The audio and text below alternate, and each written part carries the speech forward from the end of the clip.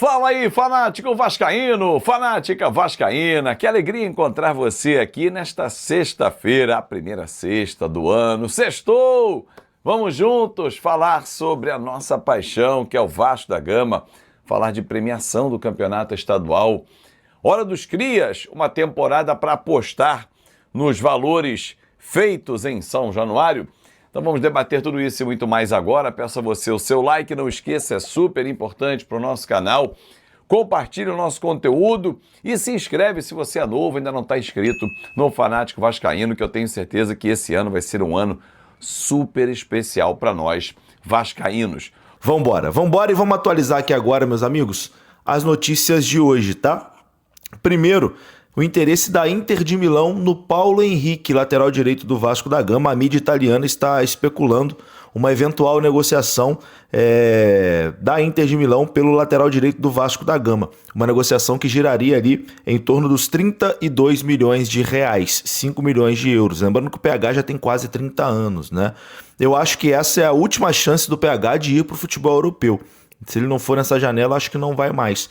Então, acho que é grande, né, a chance de uma negociação com o PH. Além da Inter de Milão, outros times também têm interesse. Já se falou do Frankfurt, da Alemanha. Enfim, a gente vai aguardar. Tendo mais informações, a gente traz aqui. Mas tem um interesse europeu no PH.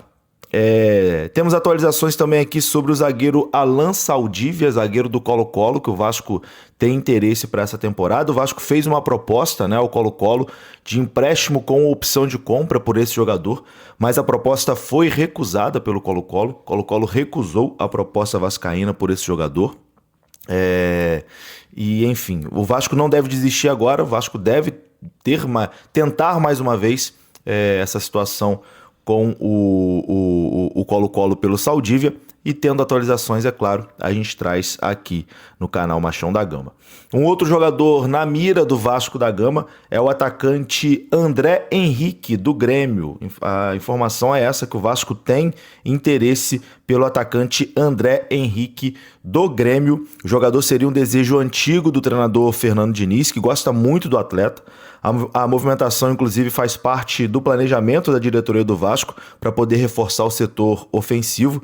As tratativas ainda estão em estágio inicial e novos desdobramentos podem acontecer nos próximos dias, mas o atacante do Grêmio, André Henrique, na mira do Vasco aí também para 2026. Eu confesso que eu conheço pouco, né, desse jogador, mas é um atleta que o Fernando Diniz gosta, já tentou levar ele para outros lugares, né? Quando estava no Fluminense tentou contratar esse jogador também, e a gente vai aguardar. Tendo mais informações também aqui sobre esse atacante do Grêmio, a gente traz aqui no canal Machão da Gama. Agora, para encerrar esse vídeo aqui, vamos de informação confirmada, porque o Vasco exerceu a opção de compra do meia atacante Luiz Lócio, junto ao Resende, clube do interior aqui do Rio de Janeiro. O Vasco pagou 3,7 milhões de reais por 60% dos direitos econômicos do jogador. O jogador agora assina com o Vasco da Gama por 3 anos, 3 temporadas. O Vasco colocou ali uma multa rescisória de 60 milhões de euros, cerca de 386 milhões de reais por esse jogador. O planejamento do Vasco é que ele esteja presente no elenco profissional na disputa do Campeonato Carioca, tá? Deve disputar aí o Campeonato Carioca com o Vasco da Gama. Luiz Lócio tem 19 anos de idade. O jogador estava emprestado pelo Resende ao Vasco da Gama, pelo Sub-20, né? Jogando pelo Sub-20 do Vasco da Gama. E após ali uma análise do desempenho do jovem jogador, a diretoria do Vasco resolveu pagar 3,7 milhões de reais por 60% do atleta. Bom, premiação do campeonato estadual, algo que não vinha acontecendo nos últimos anos. A Ferge, de forma inacreditável, não repassava, não tinha premiações, né? Apenas a questão do direito de transmissão e tal, mas não tinha premiação em dinheiro, né? Em espécie para os clubes participantes. O Vasco, na primeira fase, fatura 6 milhões e 600, mesma cota de Fluminense e Botafogo. O Flamengo 10 milhões, já era um acordo de televisão antigo que se mantém, o Flamengo recebendo a maior fatia do bolo, o Vasco recebendo 6 milhões e 600. Quem for o campeão da Taça Guanabara fatura 1 milhão de reais. Avançou para as quartas de final. mais 1 milhão. Chegou à semifinal, bota 5 milhões e meio no bolso. Finalista, bota mais 5 milhões. Bateu o campeão, mais 5. Ou seja, o time campeão estadual, partindo do pressuposto que seja o Vasco, 6.600 na primeira fase, 1 milhão na quartas de final, 7.600. Bota mais 5 milhões e 400 ou 5 milhões e 500 mil reais. Então a gente já está falando de uma conta de 13.100. Bate campeão, finalista e campeão, 23.100. Então, arredondando, 23 milhões é o que vale o título hoje de campeão estadual. Nada mal. Para uma competição que não pagava nada, realmente, não estou nem comparando a São Paulo, porque São Paulo ultrapassa esses valores, né? Mas vamos olhar o nosso quintal, né? Nada mal, efetivamente. Bom, vamos falar, a preparação começa hoje. Reapresentação de parte do grupo do Vasco. O Vasco não divulgou os jogadores que vão se reapresentar hoje no CT Moacir Barbosa, mas os principais atletas não vão se apresentar hoje. A tendência é que seja todo mundo só na segunda-feira, mas o técnico Fernando Diniz começa a trabalhar a equipe para a estreia diante do Maricá, dia 15. Jogo que será realizado em São Januário. E o Vasco hoje tem pela frente, torcedor, 4 competições. Essa temporada reserva campeonato estadual. Fiz até um vídeo sobre isso ontem, mas repito aqui. Estadual começando dia 15 contra o Maricá. Depois o brasileiro iniciando dia 28 contra a equipe do Mirassol. Dia 19 de março tem o sorteio da Sul-Americana para a estreia na fase de grupo dia 7 de abril. E a Copa do Brasil dia 22 de abril, quinta fase, que é quando o Vasco inicia a sua caminhada rumo ao segundo título, né? A brigar forte por essa competição. E essa temporada, ela tem acho que um detalhe que chama muito a atenção, porque na temporada anterior, 2 jogadores formados em casa, que é um DNA do Vasco, né? É normal, o Vasco sempre criou grandes atletas.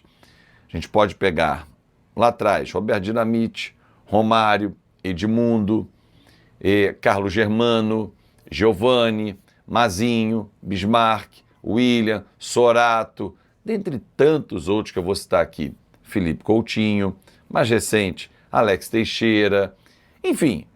E agora a gente tem 2 jogadores, 3, né? O mais rodado, que é o Coutinho, está voltando para casa, o contrato termina no meio do ano, a discussão vai começar nesse primeiro semestre para saber se ele fica ou não, se ele renova ou não. A tendência é que sim, e encerra a carreira com a camisa do Vasco. Mas esse não é o ponto que eu quero discutir. O nosso DNA sempre foi olhar para a base, olhar para quem vem de baixo e buscar para dar qualidade ao nosso elenco. E hoje, dos 3 titulares que vieram da base, Coutinho já é consolidado, já tem uma carreira internacional de Copa do Mundo, mas 2 outros têm uma temporada 2026 desafiadora. Falo do volante Barros e do atacante Ryan. Propósitos parecidos, mas com valores bem diferentes. Volante Barros rodou, foi emprestado de novo, aí se destacou no América Mineiro, despertou o interesse do Cruzeiro. O Vasco, quando o Admar Lopes chegou com o Felipe e o Diniz, não, vamos trazer esse garoto de volta, tal, veio e a gente já viu explodir como titular absoluto do lado do Thiago Mendes na proteção da zaga. Um jogador que se destaca, um jogador que tem muito potencial, que o Luizinho Quintanilha, que é integrante da comissão técnica do Vasco, vem conversando diariamente com ele, tem tido boas conversas para elevar o nível e potencializar o dom dele. Ele é muito bom jogador e é um jogador de futuro e, quem sabe, um ativo que o Vasco consiga, ali na frente, faturar uma boa grana, como o Vasco já fez em outros inúmeros casos. Mas a temporada 2026 ela é desafiadora para o Ryan. Ryan deixa de ser promessa a partir desse ano. Deixa de ser a surpresa. Ele foi eleito a revelação do Campeonato Brasileiro do ano passado. Vários clubes já sondaram. Alguns já até vieram olhar de perto. Já acompanham o garoto da base. Atacante forte, veloz, canhoto, elogiado por Cafu, Adriano, Edmundo. Grandes jogadores que jogaram na Europa, jogaram Copa do Mundo, conhecem muito bem o mercado internacional. O Vasco se protegeu, renovou o contrato desse atleta por em duas oportunidades no ano passado, e hoje a multa é de 80 milhões de dólares. Bom, Fábio, então ele vai ficar no Vasco até o final da carreira? Seria um sonho, mas não é possível. A janela do meio do ano vai ser a janela que provavelmente a gente vai perder o Rayan. Mas não vai perder por duas conversas. O cara vem aqui, o clube vai pagar 10 milhões de dólares. Inúmeros jogadores saíram assim. Não vou comparar o talento, mas Thales Magno foi assim, Gabriel Peck, os mais recentes assim, Paulinho assim. Rayan não. Rayan é jogador que vai sair na casa de 40 milhões para cima.